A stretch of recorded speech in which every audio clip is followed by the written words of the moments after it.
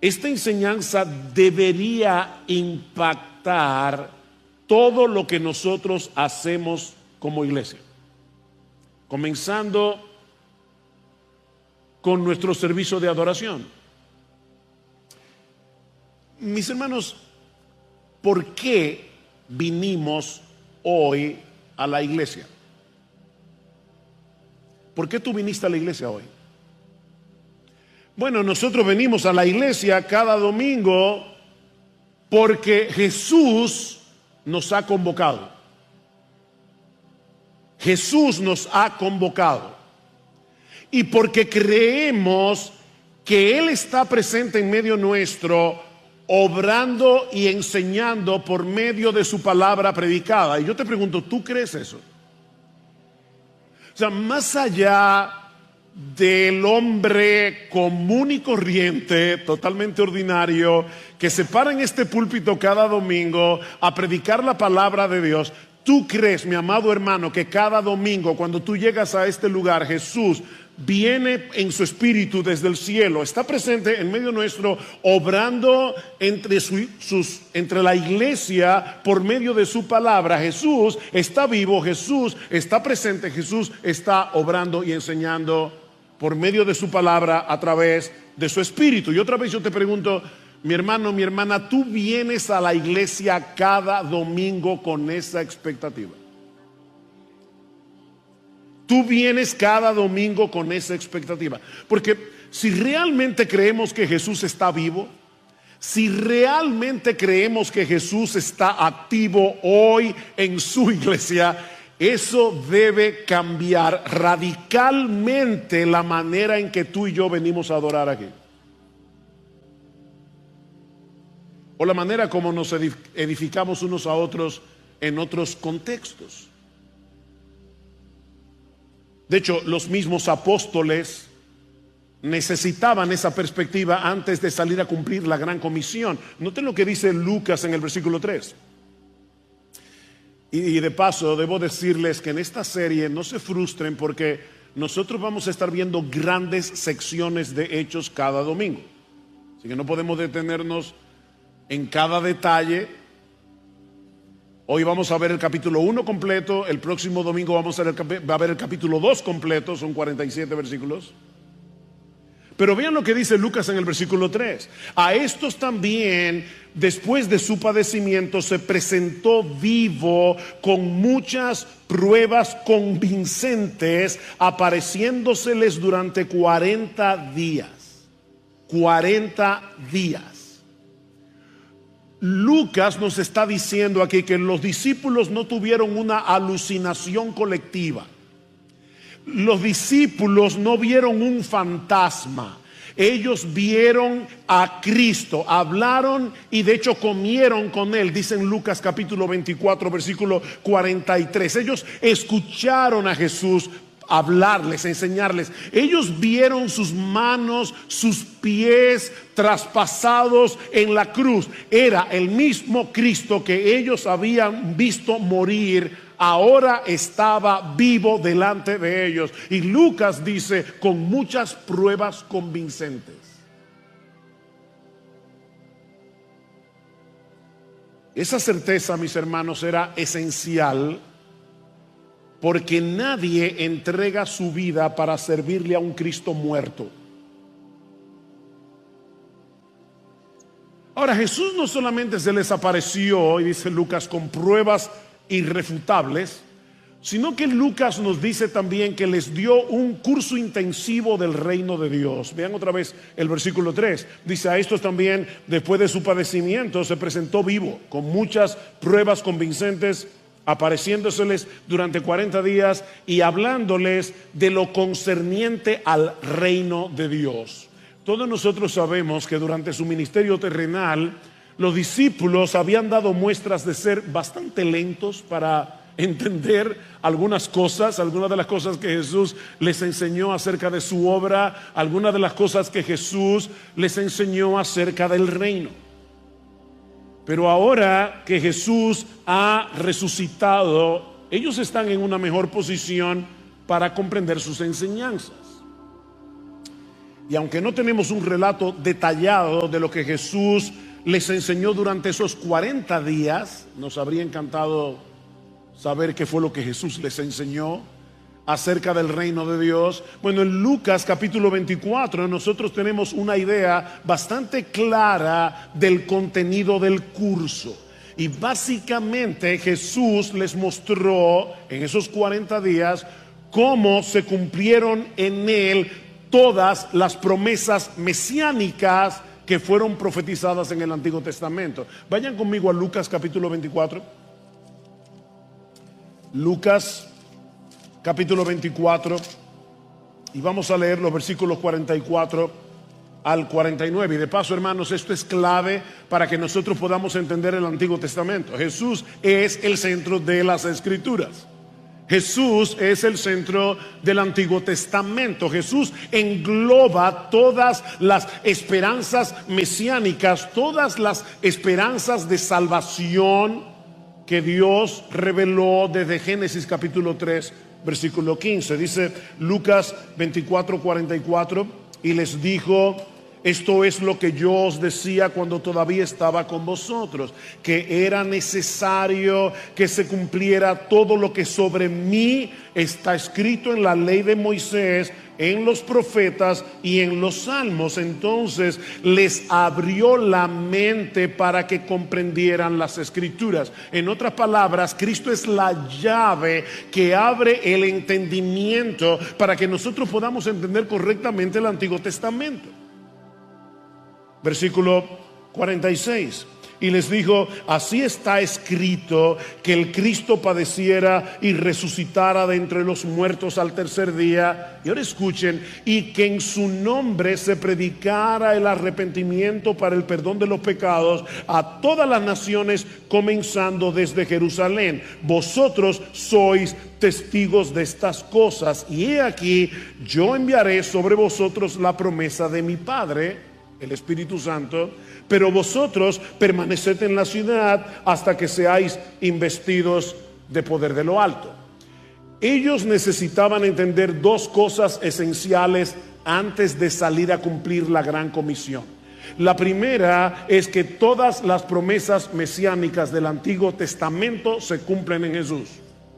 La segunda es que la predicación del evangelio a todas las naciones siempre fue el plan original de Dios. ¿Notaron que Cristo dice: era necesario que el Cristo padeciera, era necesario que se predicara el evangelio a todas las naciones? Mis hermanos, cuando Dios llamó a Abraham para formar el pueblo de Israel, ¿cuál fue la promesa? En ti serán benditas todas las familias de la tierra. El plan de Dios desde el principio fue alcanzar al mundo entero, no solamente a la nación de Israel. Y como veremos en un momento, eso era fundamental, porque todavía después de Jesús haber resucitado, los discípulos tenían una visión muy localista del reino de Dios. Así que antes de salir a predicar, ellos necesitaban instrucción, y Jesús se las dio durante 40 días. Pero también necesitaban esperar. Lo que nos lleva a nuestro segundo encabezado: la espera necesaria para cumplir la misión. Ya vimos la continuación de la misión. Jesús sigue haciendo desde el cielo lo mismo que comenzó a hacer y enseñar cuando estaba en la tierra. La continuación de la misión. Veamos ahora la espera necesaria para la misión. Hechos capítulo 1, versículos 4 al 5. Y reuniéndoles les mandó que no salieran de Jerusalén, sino que esperaran la promesa del Padre, la cual les dijo: oísteis de mí. Pues Juan bautizó con agua, pero vosotros seréis bautizados con el Espíritu Santo dentro de pocos días. Mis hermanos, yo necesito que ustedes vengan a la iglesia cada domingo a partir de ahora con su imaginación encendida, con su capacidad imaginativa encendida. Vamos a ponernos por un momento en el lugar de los apóstoles.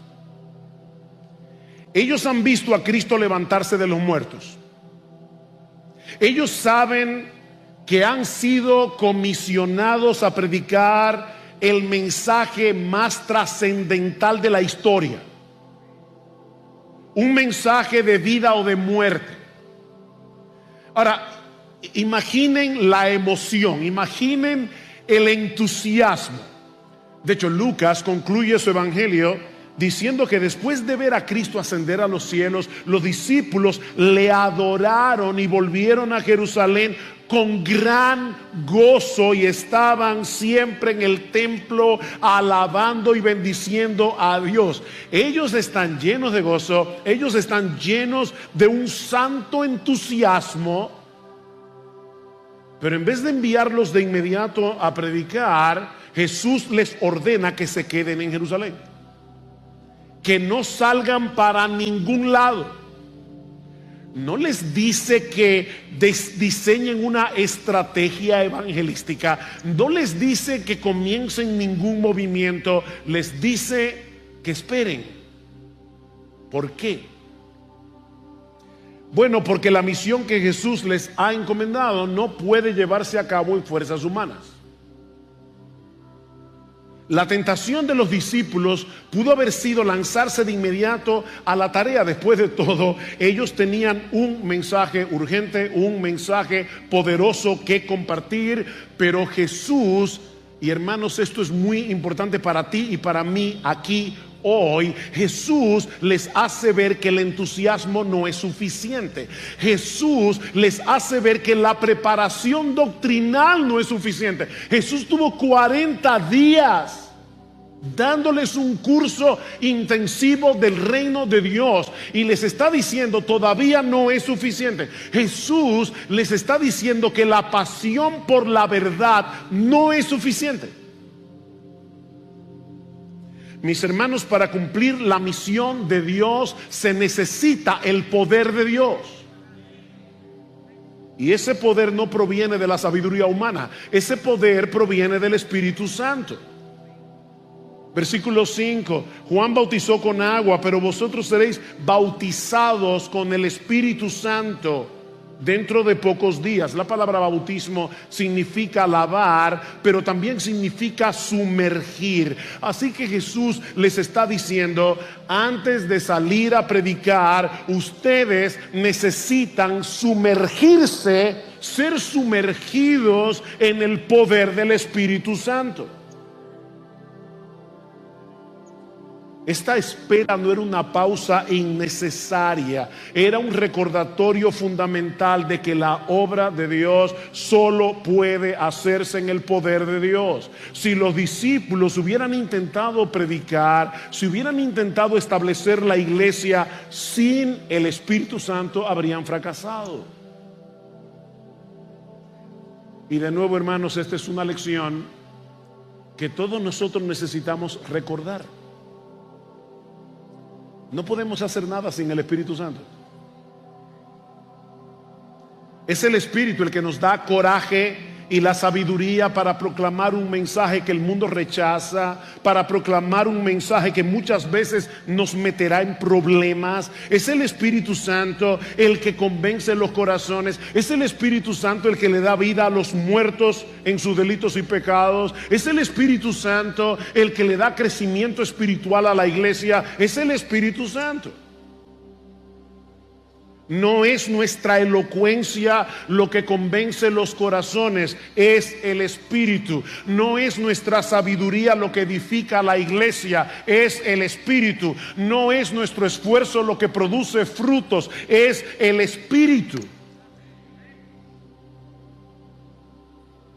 Necesitamos depender del Espíritu en todo lo que hacemos, como creyentes individuales y como iglesia. ¿Y sabes cómo se manifiesta esa dependencia? Más que nada en nuestra vida de oración. No deja de ser interesante que en el libro de los Hechos se menciona la oración 31 veces. se hace referencia a la oración en el libro de los Hechos, en 20 de los 28 capítulos del libro, Lucas nos está diciendo la oración es trascendental, la oración es importantísima. No podemos hacer la obra de Dios sin una dependencia consciente de Él en oración. Pensando en esto, hermanos, nosotros debemos dar muchas gracias al Señor, porque hay hermanos en nuestra iglesia que oran continuamente por los ministerios distintos que hay aquí en IBCJ. Hermanos que oran por sus pastores. Yo les creo cuando ustedes se acercan a nosotros y nos dicen: pastores, nosotros oramos por ustedes continuamente. Por favor, no dejen de orar. Por favor, les rogamos, nunca lleguen a confiar tanto en sus pastores que dejen de orar. Pero ¿saben qué? Iglesia Bíblica del Señor Jesucristo, nosotros necesitamos seguir creciendo en nuestra conciencia de la urgente necesidad de depender en oración del Espíritu Santo. Nosotros necesitamos seguir creciendo en nuestra vida individual de oración. Necesitamos que este lugar se llene de creyentes cada miércoles cuando nos acercamos a Dios corporativamente para rogar por esta iglesia. Necesitamos al Espíritu Santo. No recuerdo quién era que decía que, dice: yo temo que si a la iglesia le quitaran al Espíritu Santo de un día para otro, no se daría cuenta.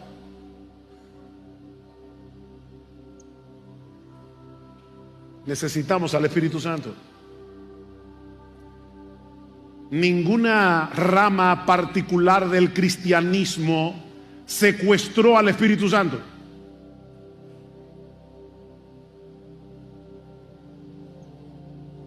La iglesia de Cristo necesita al Espíritu Santo. La iglesia de Cristo necesita orar. La iglesia de Cristo, iglesia bíblica, IBCJ, necesitamos venir este 25, sábado 25 de enero, a presentarnos delante del Señor en ayuno y oración. Necesitamos el poder de Dios para hacer la obra de Dios.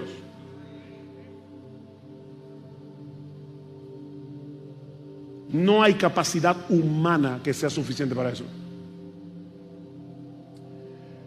Ahora, esta enseñanza de Jesús sobre el reino de Dios levantó una inquietud en los discípulos, lo que nos lleva a nuestro tercer encabezado. Ya vimos la continuación de la misión, la espera necesaria para la misión. Veamos ahora en tercer lugar una expectativa corregida para poder definir la misión.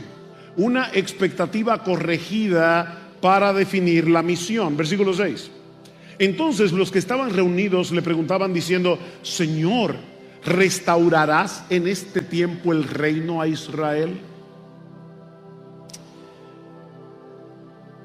En otras palabras,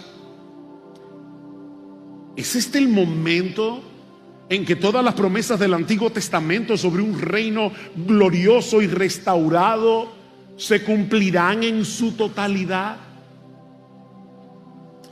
Estos discípulos habían crecido leyendo en el Antiguo Testamento las promesas de un tiempo en que Dios establecería su reino sobre la tierra, restaurando la paz y la justicia. Ellos sabían que el paraíso perdido por causa del pecado sería recobrado. Así que, mis hermanos, la expectativa de los discípulos estaba bien fundamentada, pero era incompleta. Los discípulos están evidenciando aquí dos problemas, y de paso, increíblemente, son dos problemas que todavía permanecen al día de hoy en muchas iglesias evangélicas. ¿Cuáles son los dos problemas que ellos manifiestan? En primer lugar, una indebida curiosidad escatológica, y en segundo lugar, una visión demasiado estrecha del reino de Dios. Una indebida curiosidad escatológica y una visión demasiado estrecha del reino de Dios. Versículo 7. Y Él les dijo: hermanos, escuchen lo que dice Jesús: no os corresponde a vosotros saber los tiempos ni las épocas en que el Padre ha fijado con su propia autoridad. No nos corresponde saber esto. pero recibiréis poder cuando el Espíritu Santo venga sobre vosotros. ¿Y qué pasará? Me seréis testigos en Jerusalén. Ah, muy bien, Jerusalén. En toda Judea, perfecto. Y en Samaria, y hasta lo último de la tierra. En otras palabras, no se preocupen por el cuándo, porque a ustedes no les corresponde saber eso, mis hermanos. Esa curiosidad escatológica puede ser muy peligrosa por dos razones. En primer lugar, porque puede terminar produciendo una profunda decepción. ¿Ustedes saben cuántos creyentes a lo largo de la historia le han dicho que ya Cristo viene el día tal y que ya esta guerra o aquella otra guerra o lo que está pasando aquí es una evidencia clara de que ya llega el fin del mundo? ¿Cuántos creyentes pensaron que Napoleón era el anticristo y que ya llegaba el fin del mundo? ¿Cuántos creyentes pensaron que Hitler era el anticristo? ¿Cuántos creyentes vieron la Primera Guerra Mundial, la Gran Recesión, la Segunda Guerra Mundial? Cristo viene y todavía estamos aquí. Y muchos pueden ser decepcionados. Pero por otra parte, esa indebida curiosidad escatológica desvía nuestra atención de la misión que tenemos delante. Cristo está diciendo que no os corresponde a ustedes saber esto, porque ustedes tienen ahora otra misión.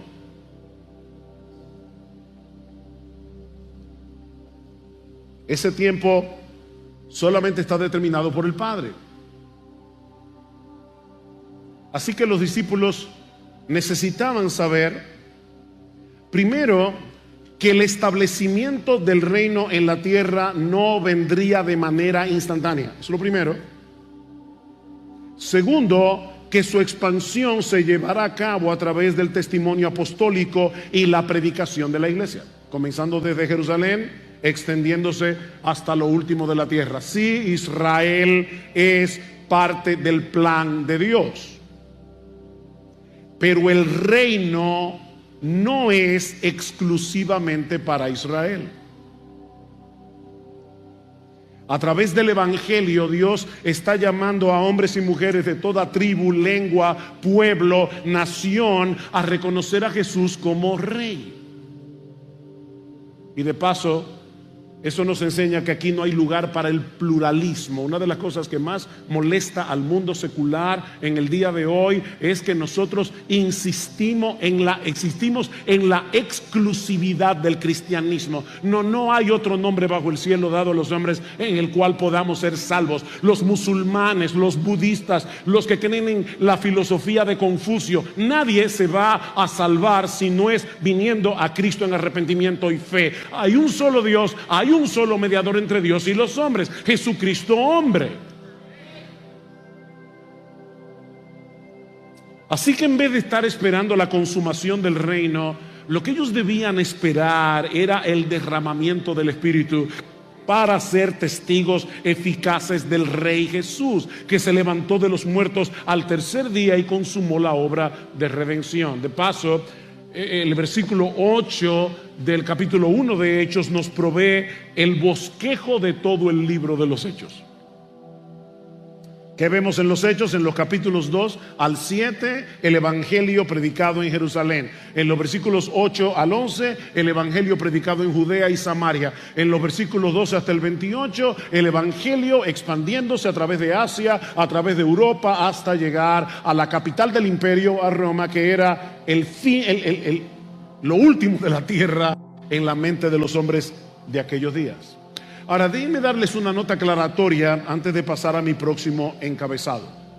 No es lo mismo tener una indebida curiosidad escatológica que una apropiada y santificante expectativa por la segunda venida de Cristo. No es lo mismo. ¿Qué dice el versículo 11? Varones galileos, ¿qué hacéis mirando al cielo? El mismo Jesús que habéis visto ir al cielo volverá. Esa es la gran esperanza de la iglesia. Pero ¿saben qué, mis hermanos? Lo que prepara al mundo para la segunda venida de Cristo es la evangelización, no el tratar de averiguar lo que Dios no ha querido revelarnos acerca del fin del mundo. ¿Qué dijo Cristo en Mateo capítulo 24, versículo 14? El evangelio debe ser predicado en todas las naciones y entonces vendrá el fin. Vivir a la espera de la segunda venida del Señor nos mueve a compartir con otros el evangelio, no solo porque deseamos que otros se salven, hermanos. Nosotros debemos compartir el evangelio si queremos que otros se salven, obviamente, pero nosotros queremos que Cristo vuelva.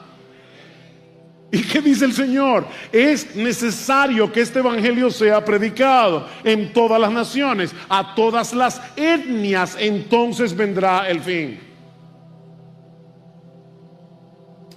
Bien, hermanos, ¿qué hemos visto hasta aquí? La continuación de la misión, la espera necesaria para la misión, una expectativa corregida para definir la misión. Veamos ahora en cuarto lugar el rey entronizado para poner en marcha la misión. Versículo 9. El rey entronizado para poner en marcha la misión. Después de haber dicho estas cosas, fue elevado. Imagínense otra vez, imagínense la escena. Jesús es allí 40 días, ellos lo han visto resucitado y ahora de repente, después de haber dicho estas cosas, fue elevado mientras ellos miraban y una nube le recibió y le ocultó de sus ojos. Y estando mirando fijamente al cielo, mientras él ascendía, aconteció que se presentaron junto a ellos dos varones en vestiduras blancas que les dijeron: varones galileos, ¿por qué estáis mirando al cielo? De paso, varones galileos, ¿por qué les llama galileos? Bueno, porque en ese tiempo llamarle Galileo a una persona en Jerusalén era algo despectivo. De hecho, noten en el capítulo 2, versículo 7, que las personas estaban asombradas cuando ellos comenzaron a hablar en lenguas y dice: mirad, ¿no son galileos todos estos que hablan? Así que muy probablemente Lucas quiso incluir esto que los ángeles dijeron para recordarnos: son galileos, no son gente con una súper y extraordinaria preparación. Y con ellos Dios va a transformar el mundo.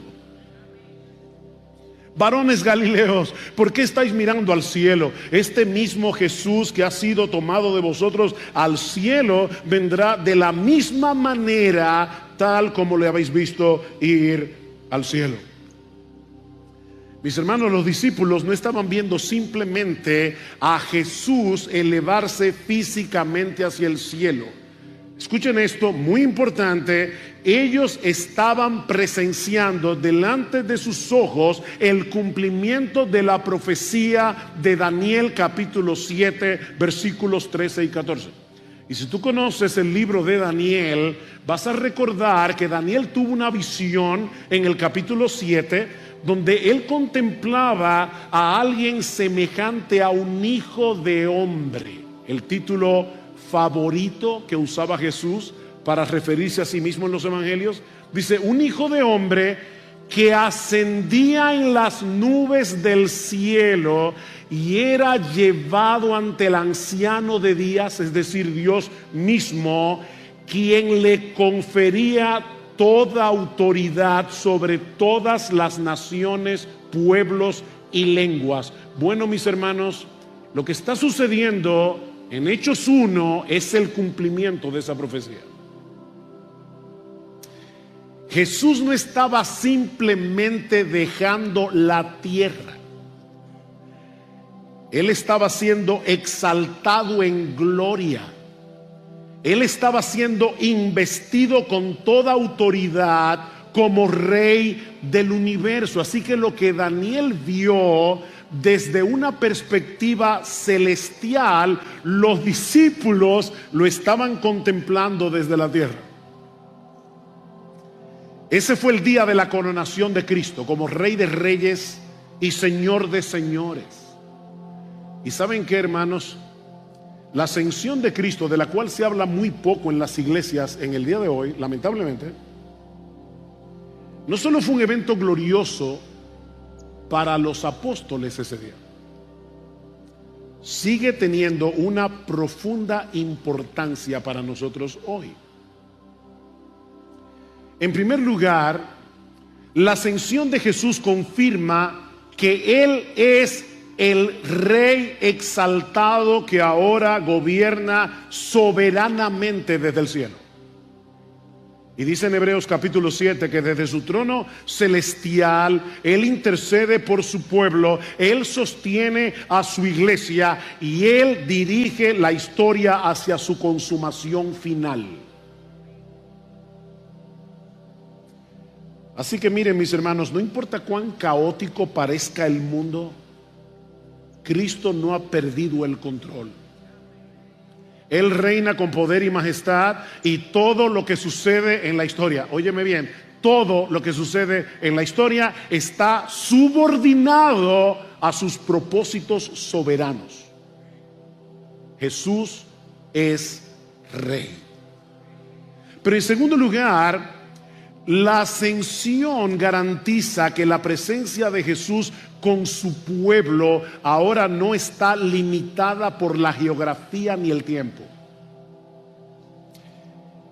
Miren, aunque esto suene paradójico, es precisamente debido al hecho de que Jesús ascendió a los cielos que Él ahora está más cerca. Déjame repetirte eso. Es precisamente debido a que Jesús ascendió a los cielos que ahora está más cerca. Mientras Jesús estuvo en la tierra, su presencia estaba limitada a un solo lugar. ¿Ustedes imaginan lo que sería tratar de ver a Jesús hoy? Te toca el turno 2.450.000. ¿Cómo sería eso?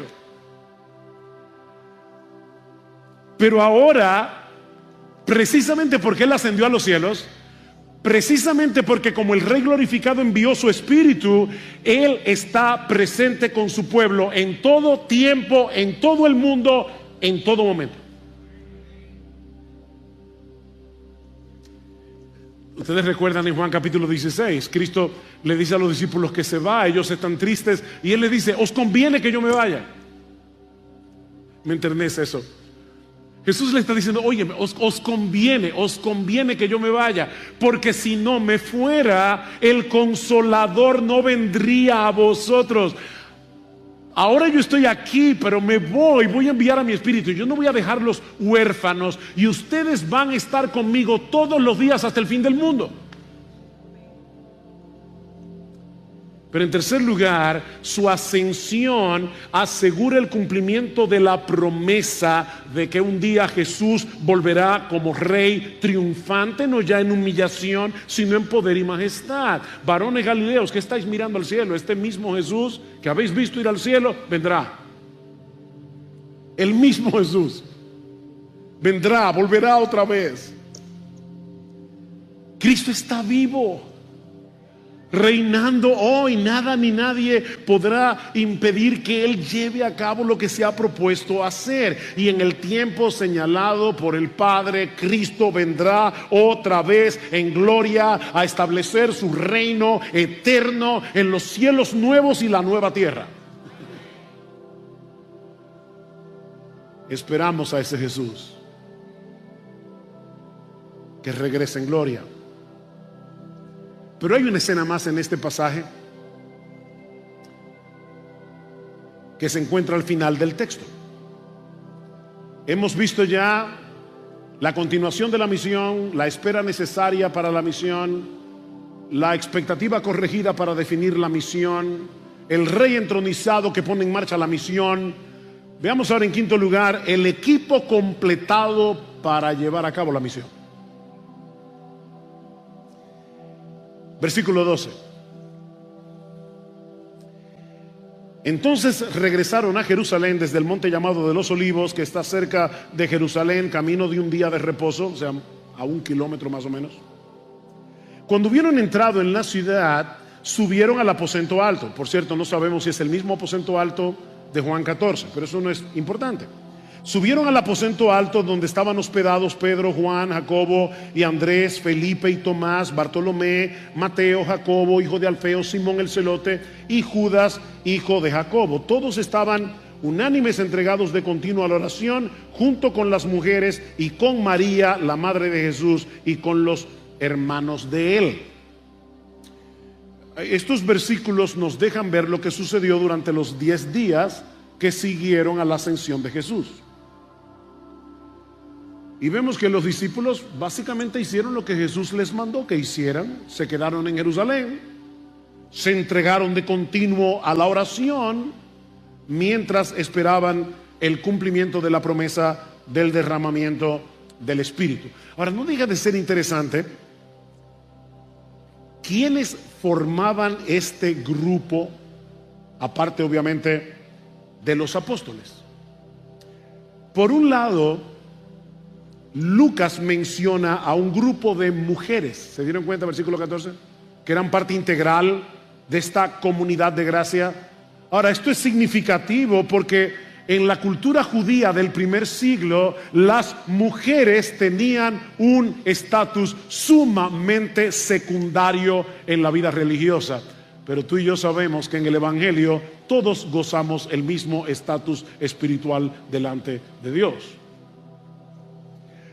Por otra parte, y ese es otro detalle importante en la lista, es la mención de María, la madre de Jesús. Esta es la última vez que María aparece en el Nuevo Testamento. Y noten que se la menciona sin ninguna posición de preeminencia. Ella no es la reina del cielo, es María, la madre de Jesús. Una simple creyente más en la comunidad cristiana. Y a partir de ahí desaparece de la historia. Pero por otro lado, Lucas es un buen historiador y él menciona a los hermanos de Jesús. ¿Se dieron cuenta? Al final del versículo 14. Ahora, ¿por qué esto es importante? Bueno, recuerden que durante el ministerio terrenal ellos no creían en Jesús. De hecho, dice en Marcos capítulo 3 versículo 21 que en una ocasión Jesús estaba en una casa enseñando y ellos fueron a llevárselo porque pensaban que estaba loco. Ellos pensaban que Jesús estaba fuera de sí.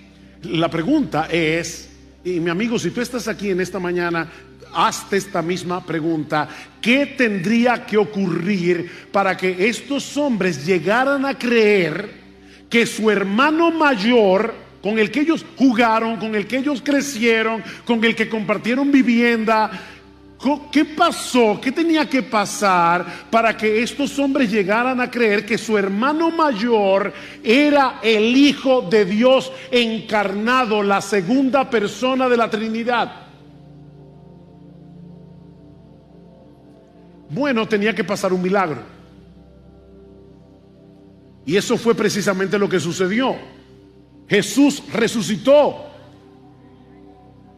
Para ellos era indudable que su hermano, su medio hermano, que lo vieron morir en una cruz, se les apareció vivo y estuvo con ellos 40 días. Mi amigo, eso es innegable. La tumba de Jesús está vacía. Y lo hemos dicho muchas veces. ¿Saben por qué los ángeles removieron la piedra cuando Jesús resucitó? Oh, pastor, para que Jesús saliera. No, él no necesitaba eso. No, los ángeles removieron la piedra no para que Jesús saliera, sino para que el mundo entrara y viera que la tumba está vacía. Y ¿saben qué? Sigue vacía. Estos hombres, los hermanos de Jesús, se convirtieron al Señor. ¿Por qué? Porque vieron a Cristo resucitado. Pero este es apenas el preámbulo de Lucas, lo que Lucas quiere enseñarnos en el resto del texto. Había un asunto trascendental que debía resolverse antes de que la misión avanzara, y era la restauración del grupo apostólico. Recuerden, hermanos, que Judas había traicionado a Jesús. Así que ahora no eran 12, eran 11. se necesitaba un reemplazo. ¿Y qué pasó? Hechos 1:15.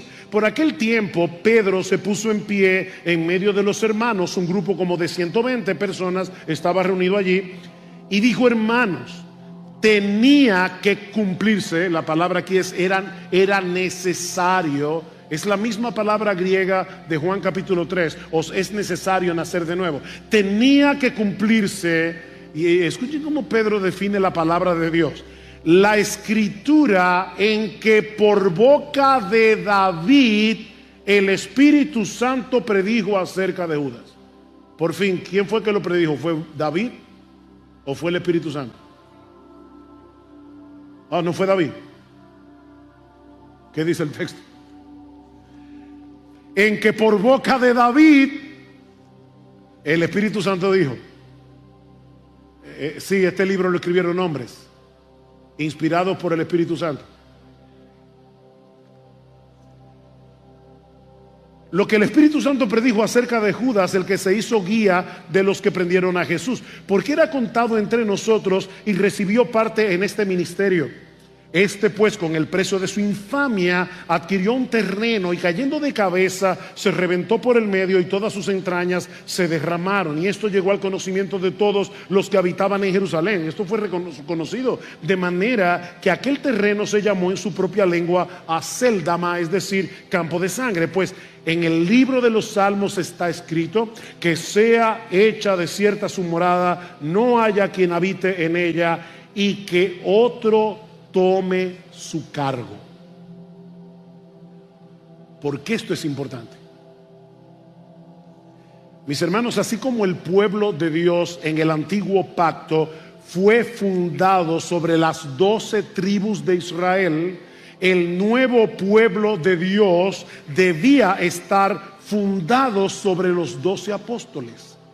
Pentecostés no podía llegar sin que ese fundamento estuviera completo. La iglesia fue edificada sobre el fundamento de los apóstoles. Eso lo vemos en Apocalipsis 21. Y Pedro se vale de dos textos del Antiguo Testamento, Salmo 69:25 y Salmo 109:98, para mostrar, 109:8, para mostrar que la traición de Judas no había sido un accidente y que Judas debía ser reemplazado. Y hermanos, estos dos textos nos muestran algo sorprendente. Por un lado, Pedro nos dice que lo que hizo Judas estaba dentro del plan soberano de Dios. No hay duda de eso. Tenía que cumplirse lo que Dios predijo que iba a suceder. Esto estaba decretado en el plan soberano de Dios. Pero al mismo tiempo, Judas fue responsable de lo que hizo. ¿Se dieron cuenta en el versículo 18 que Pedro dice que lo que Judas hizo fue una infamia? Una deplorable, despreciable traición. Mis hermanos, Judas no era un títere en las manos de Dios ni en las manos del diablo. Él actuó según su propia maldad. Judas vendió a Jesús porque eso era lo que él quería hacer, porque era un codicioso. Pero sin saberlo, él estaba cumpliendo lo que Dios ya había determinado en su propósito eterno. Mis hermanos, nunca tratemos de suavizar esta tensión entre la soberanía de Dios y la responsabilidad humana para hacerla más fácil de entender. La Biblia dice que Dios gobierna sobre todas las cosas. La Biblia dice que el poder de Dios es absoluto. La Biblia dice que Dios hace todas las cosas según el designio de su santa y perfecta voluntad. Y aún así, la Biblia dice que el ser humano es completamente responsable en sus decisiones. Las dos cosas. Y no solo la traición de Judas fue decretada, dice Pedro, sino también el hecho de que otro debía tomar su lugar para completar el número de los 12. Eso era necesario antes de que llegara Pentecostés. Versículo 21. Por tanto, es necesario, de paso, esa es la misma palabra del versículo 15. Tenía que cumplirse. 16, perdón.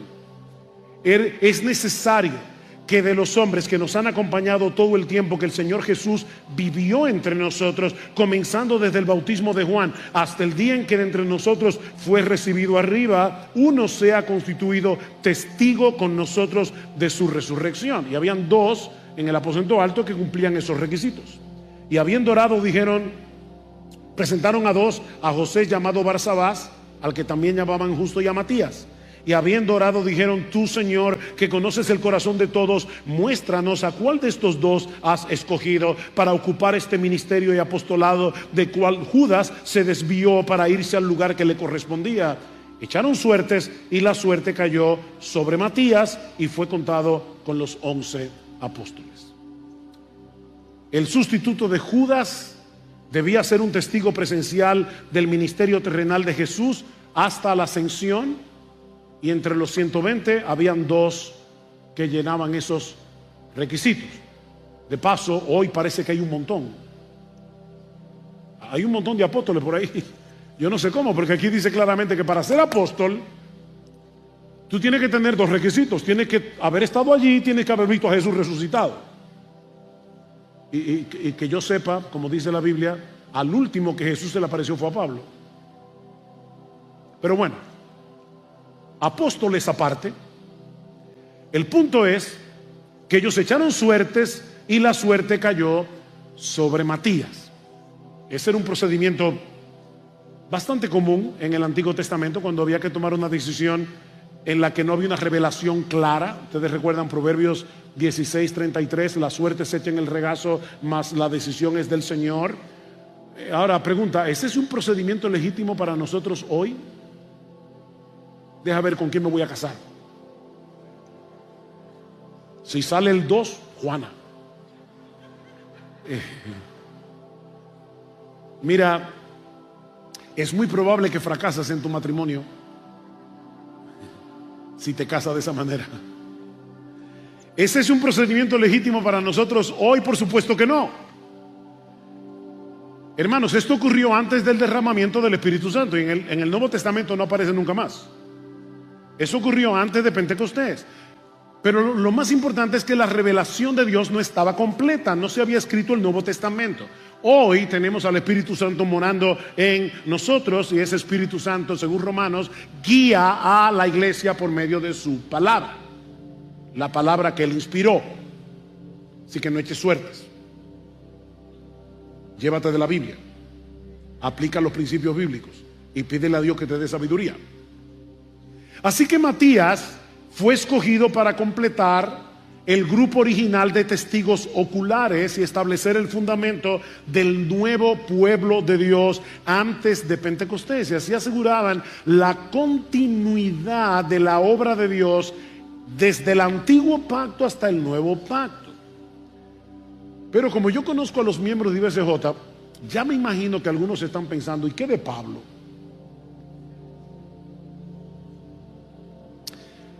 Bueno,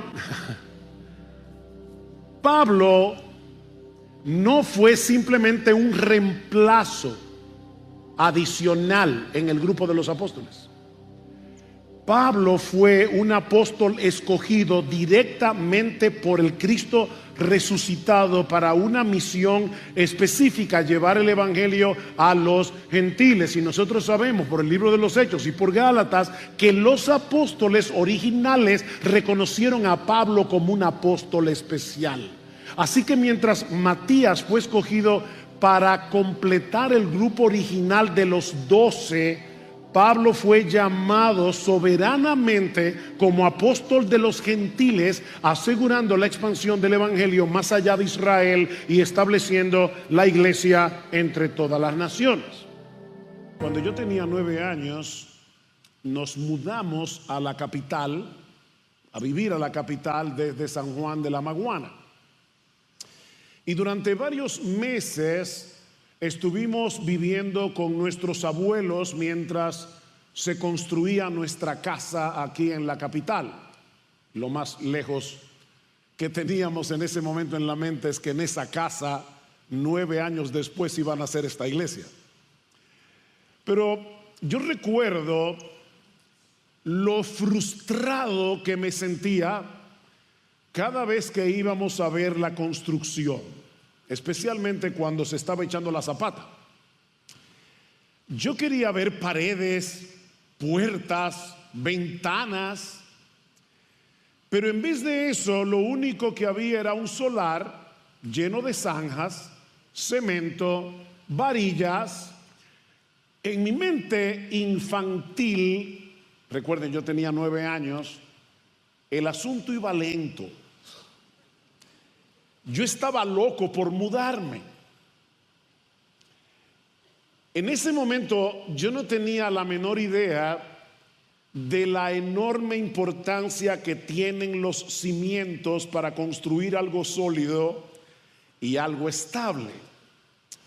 Bueno, eso es precisamente lo que vamos a encontrar en el capítulo 1 de Hechos.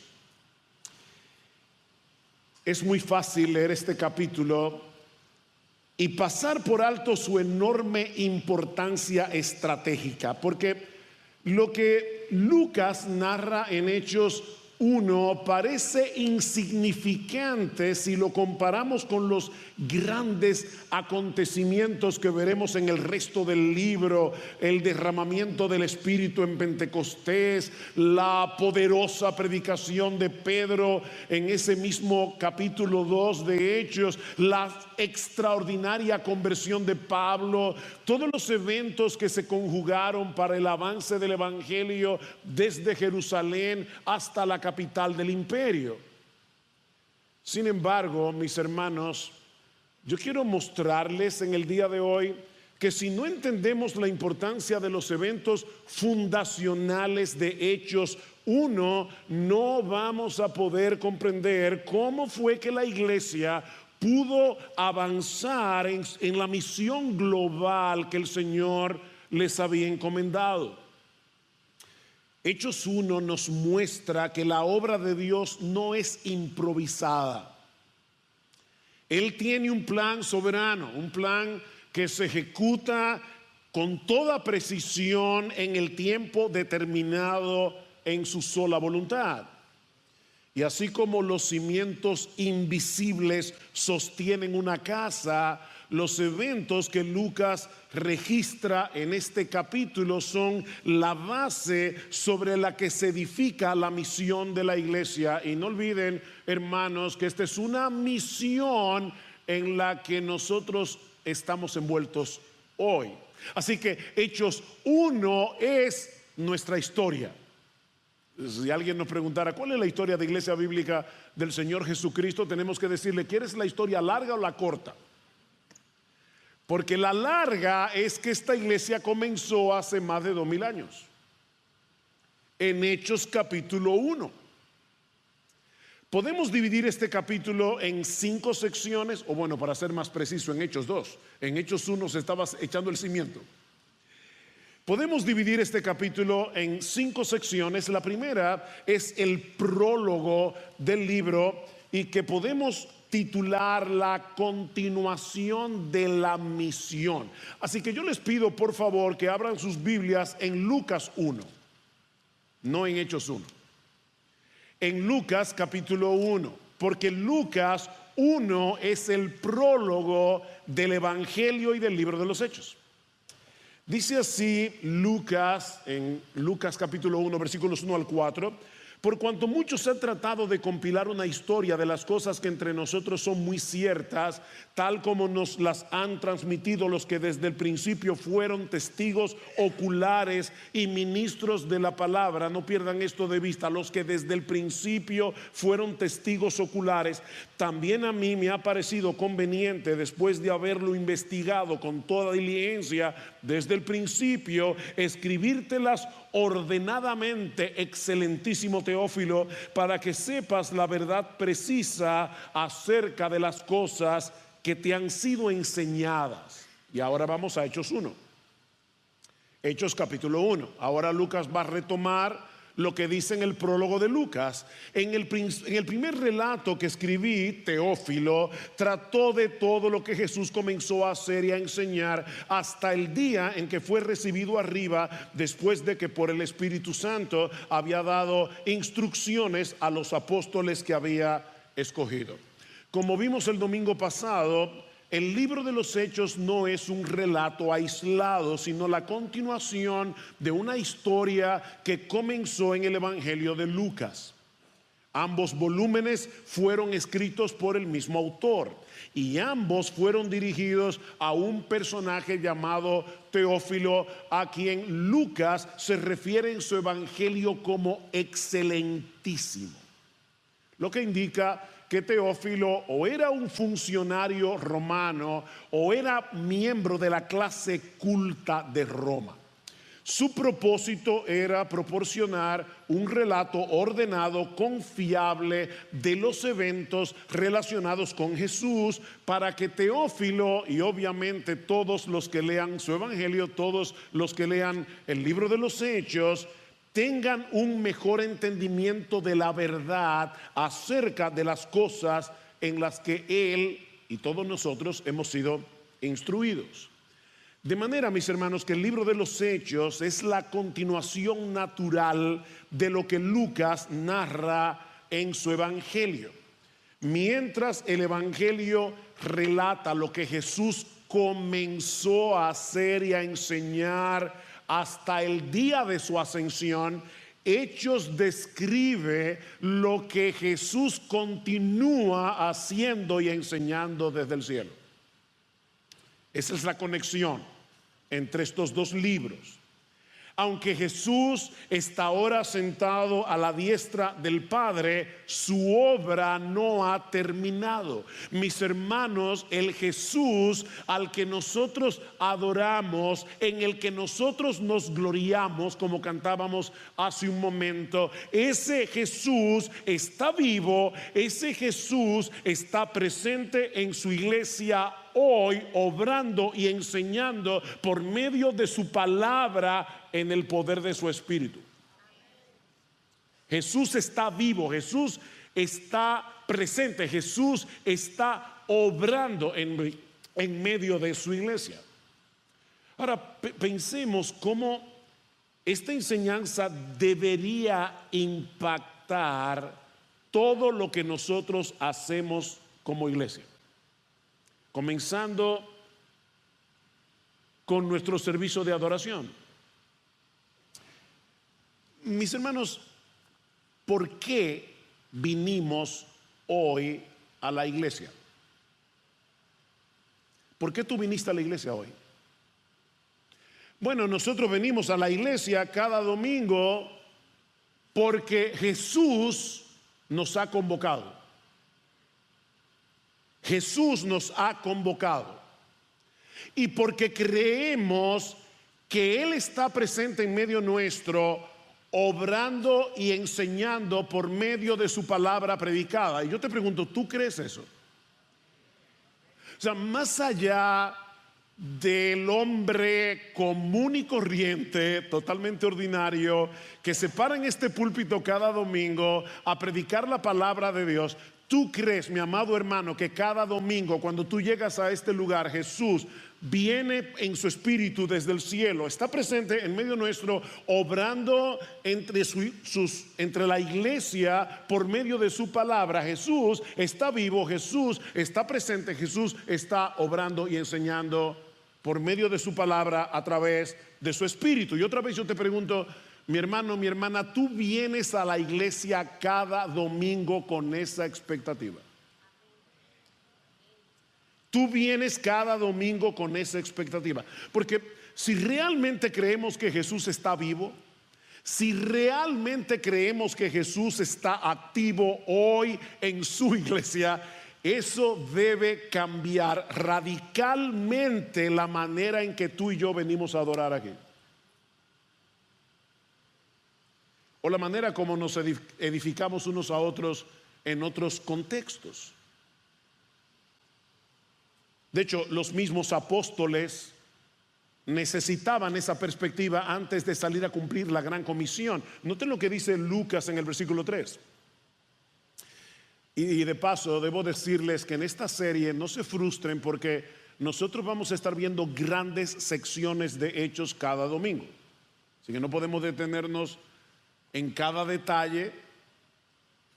Hoy vamos a ver el capítulo 1 completo, el próximo domingo vamos a ver el capítulo 2 completo, son 47 versículos.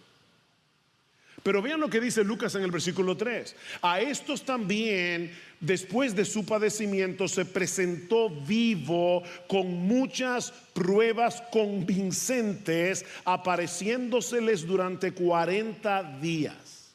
40 días. Lucas nos está diciendo aquí que los discípulos no tuvieron una alucinación colectiva. Los discípulos no vieron un fantasma. Ellos vieron a Cristo, hablaron y de hecho comieron con él, dice en Lucas capítulo 24 versículo 43. Ellos escucharon a Jesús hablarles, enseñarles. Ellos vieron sus manos, sus pies traspasados en la cruz. Era el mismo Cristo que ellos habían visto morir. Ahora estaba vivo delante de ellos. Y Lucas dice, con muchas pruebas convincentes. Esa certeza, mis hermanos, era esencial, porque nadie entrega su vida para servirle a un Cristo muerto. Ahora, Jesús no solamente se les apareció, y dice Lucas, con pruebas irrefutables, sino que Lucas nos dice también que les dio un curso intensivo del reino de Dios. Vean otra vez el versículo 3. Dice, a estos también, después de su padecimiento, se presentó vivo, con muchas pruebas convincentes, apareciéndoseles durante 40 días y hablándoles de lo concerniente al reino de Dios.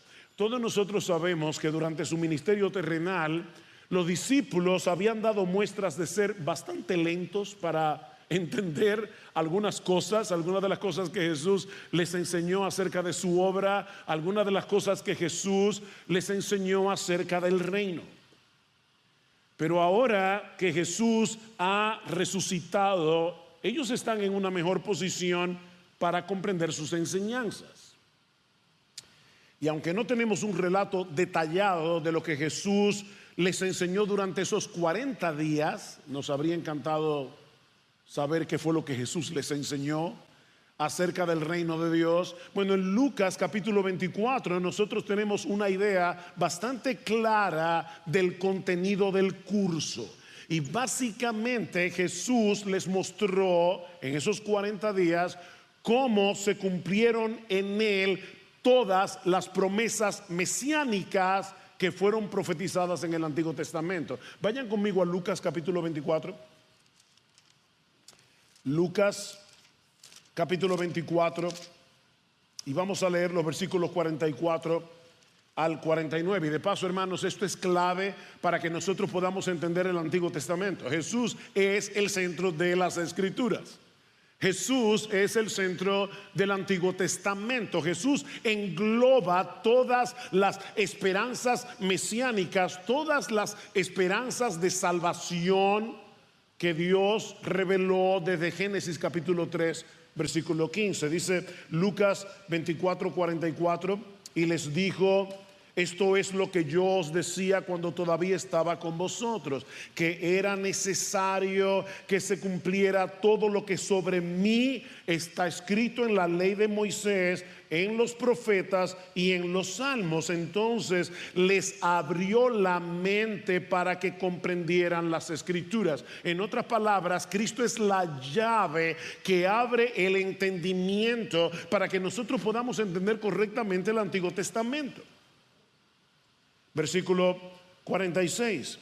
Y les dijo: así está escrito, que el Cristo padeciera y resucitara de entre los muertos al tercer día. Y ahora escuchen: y que en su nombre se predicara el arrepentimiento para el perdón de los pecados a todas las naciones, comenzando desde Jerusalén. Vosotros sois testigos de estas cosas. Y he aquí, yo enviaré sobre vosotros la promesa de mi Padre, el Espíritu Santo, pero vosotros permaneced en la ciudad hasta que seáis investidos de poder de lo alto. Ellos necesitaban entender dos cosas esenciales antes de salir a cumplir la gran comisión. La primera es que todas las promesas mesiánicas del Antiguo Testamento se cumplen en Jesús.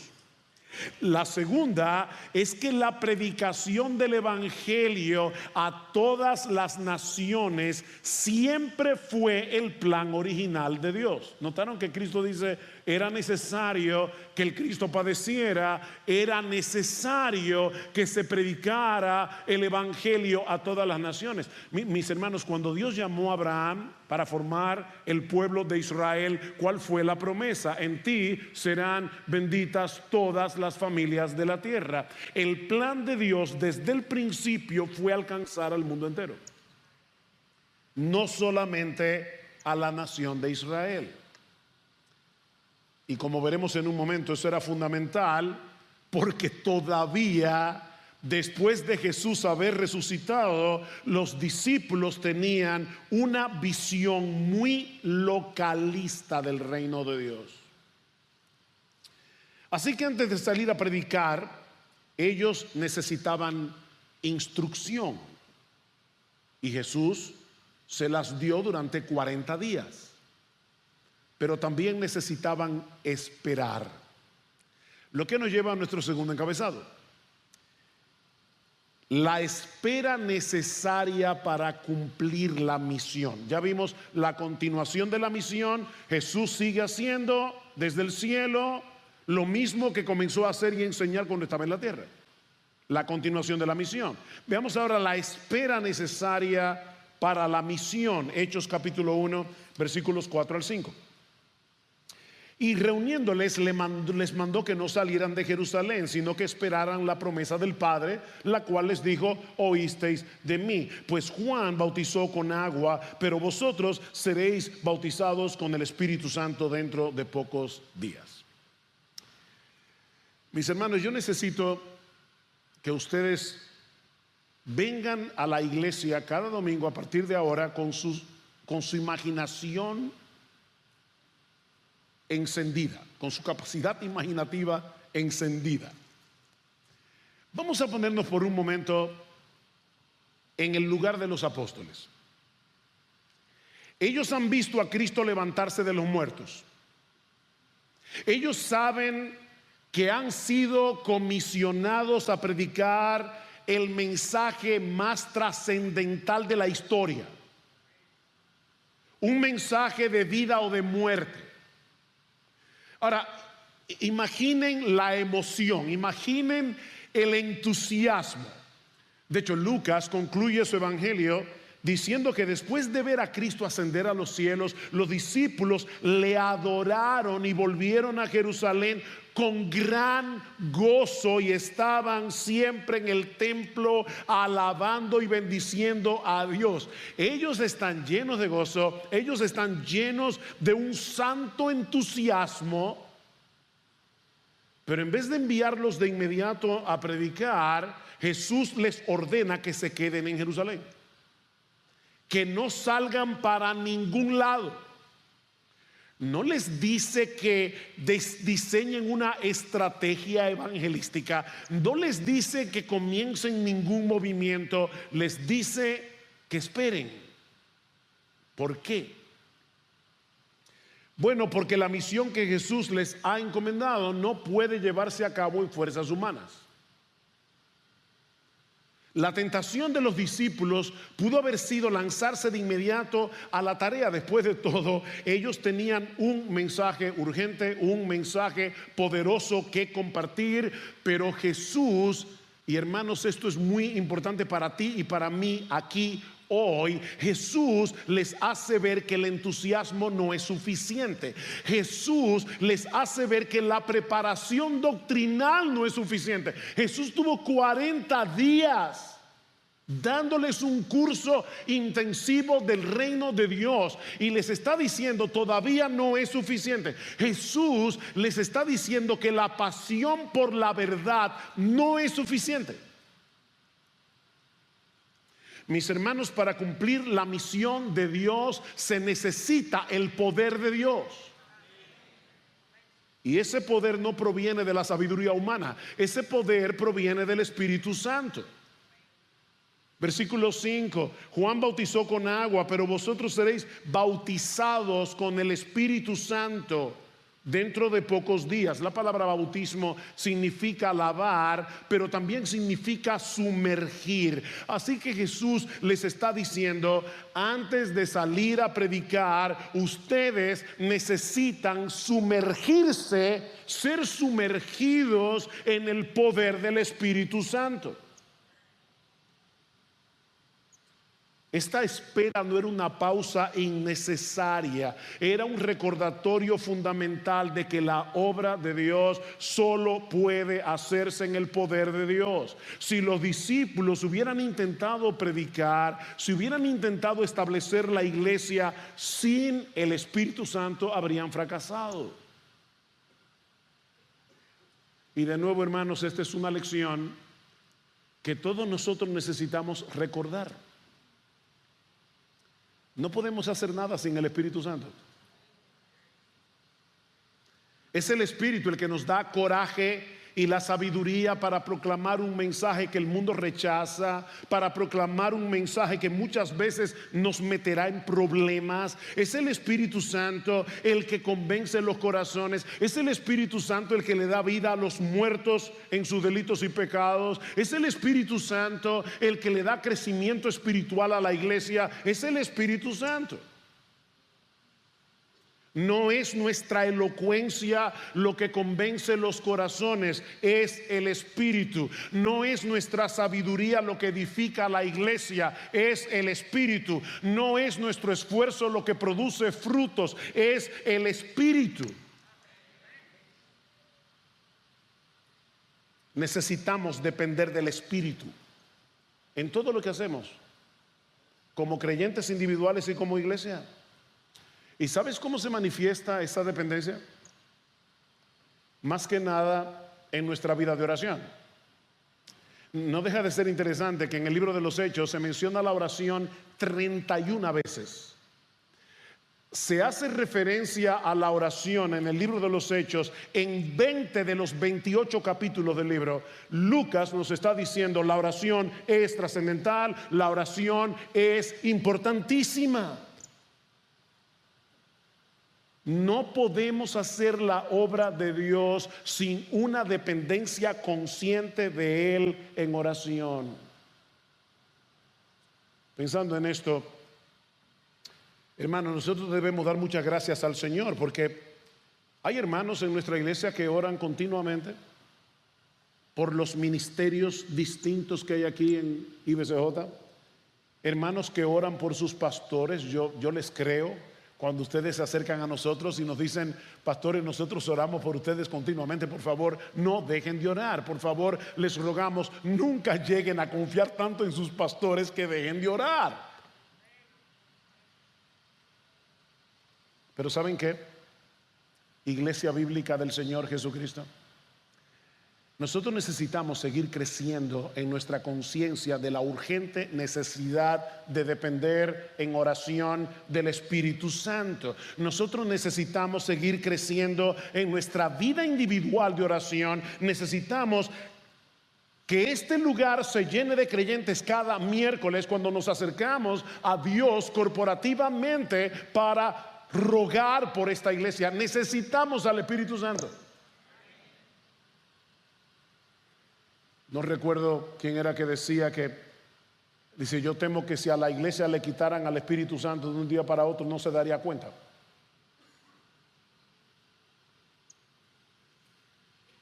Necesitamos al Espíritu Santo. ninguna rama particular del cristianismo secuestró al Espíritu Santo.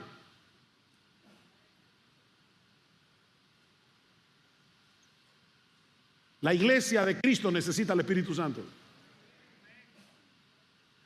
La iglesia de Cristo necesita orar. La iglesia de Cristo, iglesia bíblica, IBCJ, necesitamos venir este 25, sábado 25 de enero, a presentarnos delante del Señor en ayuno y oración. Necesitamos el poder de Dios para hacer la obra de Dios.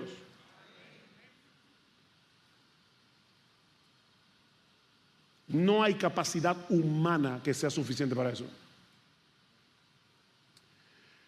Ahora, esta enseñanza de Jesús sobre el reino de Dios levantó una inquietud en los discípulos.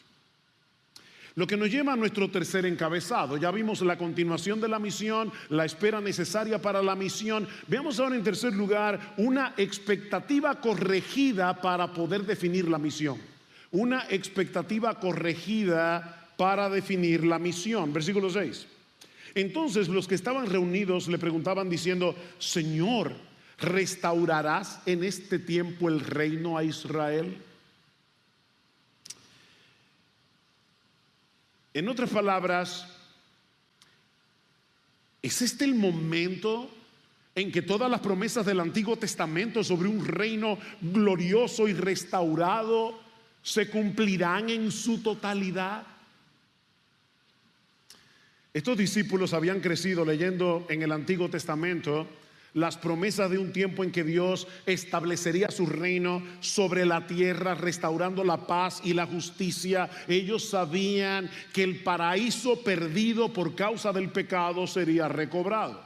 Así que, mis hermanos, la expectativa de los discípulos estaba bien fundamentada, pero era incompleta.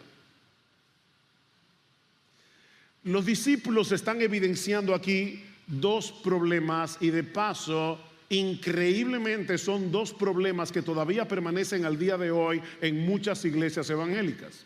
¿Cuáles son los dos problemas que ellos manifiestan? En primer lugar, una indebida curiosidad escatológica, y en segundo lugar, una visión demasiado estrecha del reino de Dios.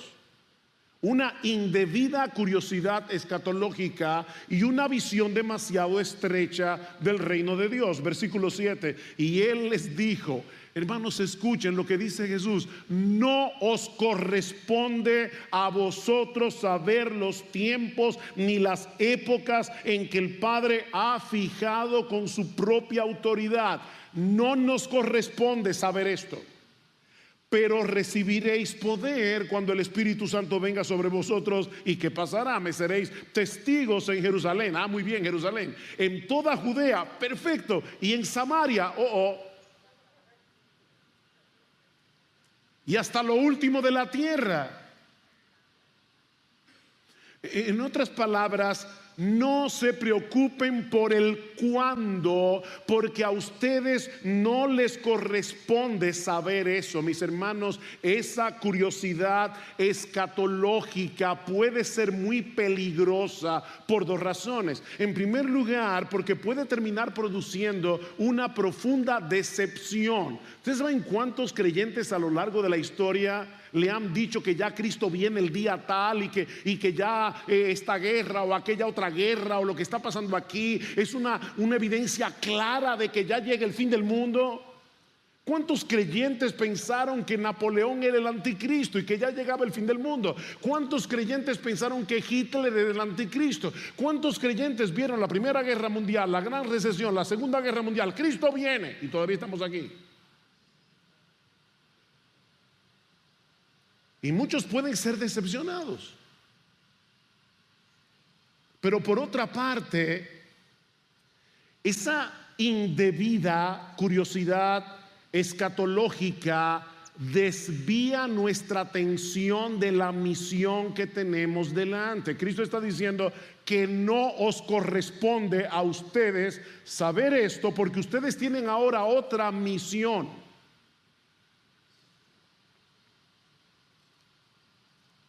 Ese tiempo solamente está determinado por el Padre. Así que los discípulos necesitaban saber, primero, que el establecimiento del reino en la tierra no vendría de manera instantánea. Eso es lo primero. Segundo, que su expansión se llevará a cabo a través del testimonio apostólico y la predicación de la iglesia, comenzando desde Jerusalén, extendiéndose hasta lo último de la tierra. Sí, Israel es parte del plan de Dios, pero el reino no es exclusivamente para Israel. A través del evangelio, Dios está llamando a hombres y mujeres de toda tribu, lengua, pueblo, nación a reconocer a Jesús como Rey. Y de paso, eso nos enseña que aquí no hay lugar para el pluralismo. Una de las cosas que más molesta al mundo secular en el día de hoy es que nosotros insistimos en la exclusividad del cristianismo. No hay otro nombre bajo el cielo dado a los hombres en el cual podamos ser salvos. Los musulmanes, los budistas, los que creen en la filosofía de Confucio, nadie se va a salvar si no es viniendo a Cristo en arrepentimiento y fe. Hay un solo Dios, hay un solo mediador entre Dios y los hombres, Jesucristo hombre. Así que en vez de estar esperando la consumación del reino, lo que ellos debían esperar era el derramamiento del Espíritu para ser testigos eficaces del Rey Jesús, que se levantó de los muertos al tercer día y consumó la obra de redención. De paso, el versículo 8 del capítulo 1 de Hechos nos provee el bosquejo de todo el libro de los Hechos. ¿Qué vemos en los Hechos? En los capítulos 2 al 7, el evangelio predicado en Jerusalén. En los versículos 8 al 11, el evangelio predicado en Judea y Samaria. En los versículos 12 hasta el 28, el evangelio expandiéndose a través de Asia, a través de Europa, hasta llegar a la capital del imperio, a Roma, que era lo último de la tierra en la mente de los hombres de aquellos días. Ahora, déjenme darles una nota aclaratoria antes de pasar a mi próximo encabezado. No es lo mismo tener una indebida curiosidad escatológica que una apropiada y santificante expectativa por la segunda venida de Cristo.